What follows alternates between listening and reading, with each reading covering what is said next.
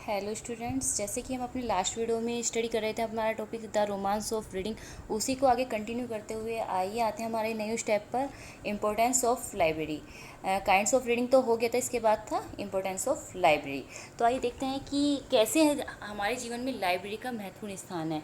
आप सब जानते हैं कि प्राचीन काल से ही, ओल्ड एज से ही लाइब्रेरी का हमारी लाइफ में एक इम्पोर्टेंट रोल रहा है, क्योंकि लाइब्रेरी ही वो स्थान होता है जहाँ पर हम अपने ग्रंथों को, हमारी पुस्तकों को, हमारी रिसर्च को हम प्रिजर्व करते हैं, सुरक्षित रखते हैं, जहाँ पर हम अपनी किसी भी तरह से रिलेट करते हुए बुक्स का एक कलेक्शन करते हैं जो हमें किसी भी समय और कैसे भी आसानी से प्राप्त हो जाता है। लेकिन आज के समय में लाइब्रेरी का इम्पोर्टेंस और भी ज़्यादा बढ़ गया है, क्योंकि अब लाइब्रेरी सिर्फ प्रिंटेड बुक के स्टोर से ही कनेक्टेड नहीं रही है, मतलब लिमिटेड नहीं रही है कि वहाँ पर सिर्फ प्रिंटेड बुक का ही स्टोर होगा, बल्कि लाइब्रेरी का जो एरिया है वो बहुत ज़्यादा वाइड हो गया है। वहाँ पर हम फिल्म्स भी प्रिजर्व करते हैं, स्लाइड्स भी करते हैं, डॉक्यूमेंट्री भी रखते हैं, और यदि हमारे पास कोई रिसर्च से रिलेटेड कोई भी मैटर है तो हम उसे वहाँ पर सुरक्षित स्टोर करते हैं। तो जो लाइब्रेरी का एरिया है वो बहुत ज़्यादा वाइड हो गया। इसके साथ ही लाइब्रेरी वो स्थान है जो स्टूडेंट्स को वो एटमॉस्फेयर देती है जो उन्हें स्टडी में हेल्प करता है, क्योंकि जब कोई स्टूडेंट कोई चीज़ स्टडी कर रहा है तो उसे एक पीसफुल साइलेंट माहौल चाहिए होता है, ताकि वो चीज़ों को गहराई से अंडरस्टूड कर सके, समझ सके। और वो जो एटमॉस्फेयर है उसे सिर्फ लाइब्रेरी देती है। इसकी हेल्प से वह अच्छे से नोट्स मेकिंग करता है, कंपटीशन की तैयारी करता है और असाइनमेंट रेडी कर सकता है।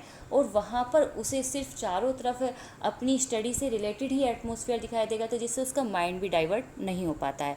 तो लाइब्रेरी इन दोनों तरह से हमारे जीवन में एक महत्वपूर्ण रोल अदा करती है। इसके बाद आता है रीडिंग स्टाइल, कि हमारा स्टाइल रीड करने का स्टाइल कैसा होना चाहिए, हमारा रीडिंग पैटर्न कैसा होना चाहिए।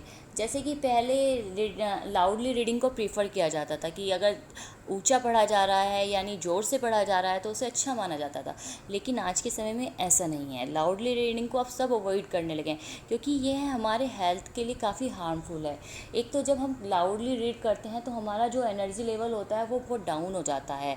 हम केवल रीड करने में इतने टायर्ड हो जाते हैं कि जो एक्टिविटी होती है उसमें हम अच्छे से पार्टिसिपेट ही नहीं कर पाते।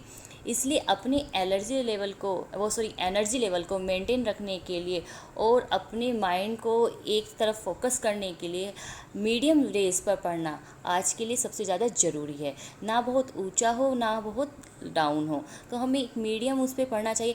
यहाँ तक कि अगर हम मन ही मन पढ़ते हैं तो वो बहुत अच्छे से प्रीफर किया जाता है, क्योंकि उसमें एक तो चीज़ों को बहुत अच्छे से समझा जाता है, हमारा ध्यान इधर उधर भंग नहीं होता है, और दूसरा उससे हमारा जो एफ़र्ट है वो बहुत ज़्यादा नहीं लगता है, जिससे हमारा जो एनर्जी लेवल है वो बिल्कुल भी लॉस नहीं होता है।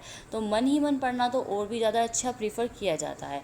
तो इसलिए हमें अपनी हेल्थ को देखते हुए और अपने फोकस को देखते हुए बहुत ज़्यादा लाउडली नहीं पढ़ना चाहिए, उसे अवॉइड करना चाहिए। हमारा जो वॉल्यूम का होता है वो भी मीडियम लेवल पर होना चाहिए, और जो हमारा आवाज़ का लेवल होता है वो भी बहुत ज़्यादा अप ना होकर मीडियम होना चाहिए। और मन ही मन हो तो वो बहुत ज़्यादा अच्छा होता है, यानी स्लो रीडिंग बहुत ज़्यादा प्रीफर की जाती है। और साइलेंट रीडिंग जो हमारी एनर्जी है उसको कंजर्व करने का सबसे अच्छा तरीका होती है। तो ये था हमारा आज का topic, the romance of reading. Thank you.